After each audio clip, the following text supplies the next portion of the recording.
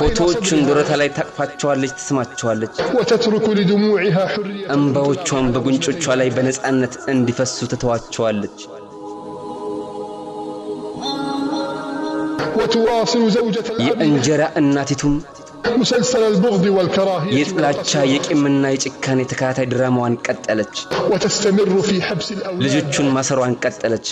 وفي يوم من الأيام ከዕለታት አንድ ቀን غربت شمسه ودخل الظلام ليحل معه ፀሐይ ስትጠልቅ ጨለማውም የዚችን ሴት ግፍ ይዞ ገባ أدخلت محمدا ونادرا إلى መሐመድና ናዲርን ክፍል ውስጥ አስገብታቸው ووضعت عندهم ذلك الوعاء البلاستيكي الذي يوضع ለጨቅላ ህፃናት ሽንታቸውን እንሸኑበት የሚቀመጠውን የፕላስቲክ ዕቃ አስቀመጠችላቸው ووضعت زجاجة ماء ትንሽ የውሃ ጠርሙስን በማስቀመጥ وأغلقت الباب عليهم بكل በሩን قسوة በጭካኔና በኃይል ዘጋችባቸውና